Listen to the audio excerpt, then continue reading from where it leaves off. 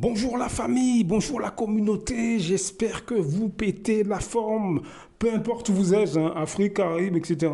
Je vous dis bonjour à tous. Beyoncé, la grande artiste, celle que personne ne peut oublier, talentueuse, hein, ça, il n'y a aucun problème. Et elle est, enfin, je la connais pas, hein, c'est pas ma copine, hein, mais de ce que j'ai pu voir ces dernières années, quand même, j'ai l'impression que c'est une vraie bosseuse. Mais on doit se poser la question, ces stars afro-américaines, ou plutôt tous ceux qui essaient de réussir vraiment, d'aller à ces niveaux tout en haut, hein, parce qu'il faut reconnaître, bon, dans ce qu'elle fait, dans sa spécialité, bon, bah, elle est quand même au-dessus du panier. Et il y en a beaucoup dans nos communautés qui sont tout à fait capables d'aller vraiment au top. Hein, pas seulement dans la musique, hein, dans les sciences, dans l'histoire, dans votre quotidien.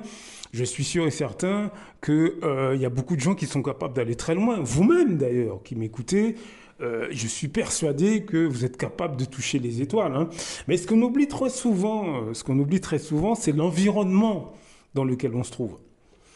Je vous dis ça tout simplement parce que, en tant que Martiniquais, j'ai vu énormément de Martiniquais extrêmement brillants, extrêmement talentueux, capables de faire de grandes choses hein, sur le terrain économique, mais pas seulement hein, politique, social, culturel, mais capables avec d'excellentes idées, capables de faire beaucoup de choses, mais ils sont dans le mauvais environnement. Et le truc, c'est qu'on ne s'en rend pas toujours compte. Au sein de nos communautés, hein, dans nos pays, hein, que vous soyez Afrique, Caraïbes, etc., sans se rendre compte, on est souvent entouré de gens extrêmement malveillants. Il faut qu'on en parle. Il faut qu'on en parle, mes amis. Et c'est pas les gens malveillants, c'est pas uniquement au sein du monde noir. Hein. Non. Le souci, c'est que nous sommes souvent dans des situations économiques compliquées et on ne peut pas se permettre ce genre de choses. Il y a une catégorie d'afrodescendants, hein, quel que soit le pays hein, où vous vous trouvez, hein, du monde noir, quel que soit le pays, il y a une catégorie d'afrodescendants qui sont extrêmement malveillants. Extrêmement malveillants. Ils utilisent une technique complètement sournoise que je décris dans tous ces audios. Et j'ai trouvé l'explication. Enfin, c'est pas que j'ai trouvé l'explication, c'est j'ai trouvé des gens qui parlent de cette mentalité sournoise, parce qu'on la retrouve partout. Hein, mais les afrodescendants qui utilisent cette mentalité contre leurs semblables, ben, en fait, la négrophobie apparaît, leur haine de leur race apparaît, simplement dans le fait que ben, ils utilisent cette mentalité uniquement vis-à-vis de leurs semblables et pas vis-à-vis des gens en général. Je vous laisse écouter l'abjection qui est projetée souvent contre les afrodescendants au sein même de leur famille, parmi leurs amis, parmi les... Bref, parmi les gens qu'ils connaissent sans même qu'ils s'en rendent compte. Je vous laisse écouter, on en parle juste après. Presque imperceptibles. Ils peuvent détourner les conversations de vos réalisations, minimiser vos réussites ou trouver soudainement des raisons d'insérer leur propre victoire lorsque vous êtes sous les projecteurs.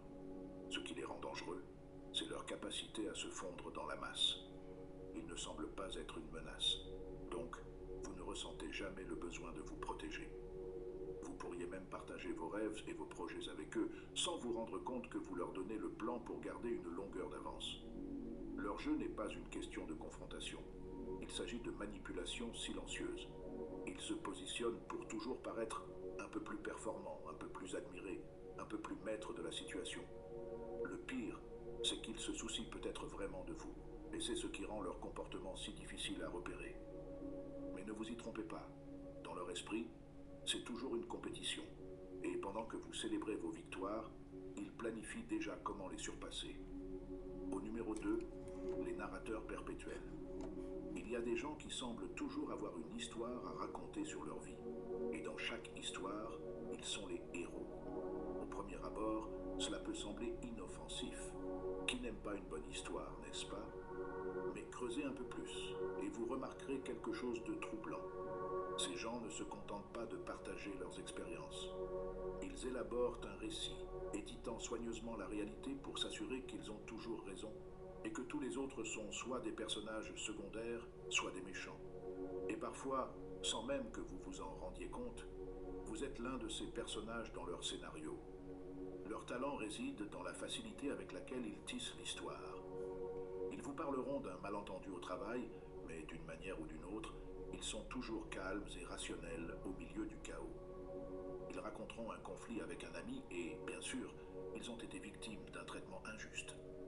Ce que vous entendez rarement, voire jamais, c'est une histoire dans laquelle ils ont fait des erreurs, ont échoué ou n'ont pas été le protagoniste. Pour eux, admettre une faute ou une faiblesse ne correspond pas au récit qu'ils ont construit. Le problème est que ces gens ne réécrivent pas seulement leur propre vie, ils réécrivent aussi la vôtre. Ils peuvent raconter à nouveau des moments qui vous concernent, en déformant subtilement les événements pour les adapter à leurs objectifs. Ce ne sont jamais des mensonges purs et durs. Ce sont les petites omissions, les changements de ton, les détails qu'ils oublient commodément. Et lorsque l'histoire est racontée à d'autres, vous passez du statut d'allié de confiance à celui d'antagoniste mineur dans leur version des événements. Ce n'est pas une question de malveillance, du moins pas toujours.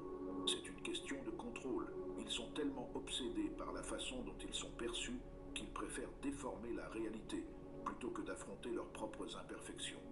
Mais ce faisant, ils finissent par déformer également les relations.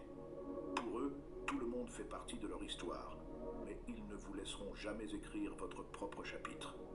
Les miroirs qui se reflètent. Certaines personnes sont attirées par vous, non pas pour ce que vous êtes vraiment, mais pour la version d'elles-mêmes qu'elles voient reflétée en vous. Ce n'est pas de l'admiration ni même de l'amour, c'est une projection. Elles ont créé une image idéalisée d'elles-mêmes et vous, sans même vous en rendre compte, êtes devenu le miroir qui la valide. Au début, cela fait du bien. Elles peuvent vous complimenter, louer vos qualités et vous couvrir d'attention. Mais regardez bien, ce n'est pas vraiment à propos de vous. Il s'agit de ce que vous représentez pour eux. La relation fonctionne tant que vous restez dans les limites de leur illusion. Ils aiment la façon dont vous les faites se sentir intelligents, drôles, réussis ou utiles. Vous devenez un outil qu'ils utilisent pour renforcer leur sentiment d'identité. Mais dès que vous sortez de ce rôle, en montrant une facette de vous-même qui ne correspond pas à leur fantasme ou en dépassant la dynamique avec laquelle ils sont à l'aise, ils se retirent. Vous n'êtes plus la personne qu'ils adorent. Ce type de connexion est fragile car elle repose sur de fausses fondations. Elle ne repose pas sur une compréhension mutuelle, semble. Mais si vous regardez bien, leurs applaudissements n'atteignent pas leurs yeux. Ce ne sont pas vos ennemis, du moins pas ouvertement. Ils ne vous attaquent pas avec hostilité ou sabotage évident. Au lieu de cela, ils jouent sur le long terme, rivalisant discrètement avec vous tout en prétendant être de votre côté. Leurs sourires masquent leur stratégie, leurs compliments sont soigneusement mesurés et leur soutien est juste suffisant pour vous empêcher de remettre en question leurs intentions. Ces concurrents silencieux ne sont pas motivés par la jalousie comme vous pourriez le penser. Ce n'est pas votre succès qui les dérange, c'est le fait que votre succès puisse éclipser le leur. Ils ne veulent pas que vous échouiez complètement. Ils veulent que vous gagniez, mais juste un peu moins qu'eux. Le problème, quand on fait... C'est à quel point tout cela est subtil. Vous pourriez penser qu'ils sont vos plus grands fans, mais en réalité ils sont simplement amoureux de leur propre reflet. Et si vous ne faites pas attention, vous finirez par vous perdre dans le processus, en vous pliant constamment pour vous adapter au moule qu'ils ont créé. Les vraies relations n'ont pas besoin de miroir. Elles prospèrent en se voyant clairement, avec leurs défauts et tout. Numéro 4. La vérité sous-jacente à la gentillesse. Mais c'est aussi l'une des armes les plus faciles à utiliser. Ceux qui tendent la main à quelqu'un ne le font pas tous par bonté de cœur. Parfois, la gentillesse est assortie de conditions que vous ne remarquez que trop tard. Certaines personnes utilisent la gentillesse comme une forme subtile de contrôle, une façon de s'immiscer dans votre vie d'une manière qui vous fait sentir redevable envers elles. Au début, cela peut sembler sincère, une faveur ici, une aide là, ou des mots d'encouragement au bon moment. Mais au fil du temps, vous commencez à comprendre que leur générosité n'est pas inconditionnelle. Ces personnes pourraient atténuer le choc d'une trahison future en posant les bases pour que vous soyez moins susceptible de les soupçonner lorsque les choses tournent mal. Ou pire, elles préparent votre gratitude en s'assurant que vous réfléchirez à 2 fois avant de les remettre en question, d'être en désaccord avec elles ou de les dénoncer. Voilà, vous avez entendu, voilà ce que sont malheureusement une catégorie de vos compatriotes, de nos compatriotes, hein, qu'on retrouve sur toute l'échelle sociale, les plus abjects, hein, les plus répugnants parmi nous, eh ben, ce sont ceux qui, avec ces manipulations, arrivent à des postes de pouvoir. Je pense aux élus dans mon pays d'origine, la Martinique. Je pense aux dirigeants africains, ceux qui ont bousillé leur peuple, bousillé hein, vraiment leur économie pour leur petite gueule. Hein, c'est ça, c'est pour leur poche, hein, et leurs petits postes, voilà, des gens mesquins, bas, et qui, avec ces manipulations, ben, sont arrivés au pouvoir. Maintenant, il faut que vous compreniez que dans le quotidien, vous avez ce genre de personnes autour de vous. Sournois, mesquins, ils vous font des sourires, des gentillesses. Et là, c'est magistralement expliqué. Je vous donne le titre de la vidéo. Allez voir, hein, allez voir, c'est la bombe que vous attendiez, la vérité sur ceux qui vous entourent. C'est sur la chaîne Pépite de Sagesse. Allez voir cette vidéo, gardez-la et surtout, envoyez cette vidéo à tous ceux que vous connaissez. Tous ceux que vous connaissez. Il faut qu'elle fasse le tour du monde noir, cette vidéo.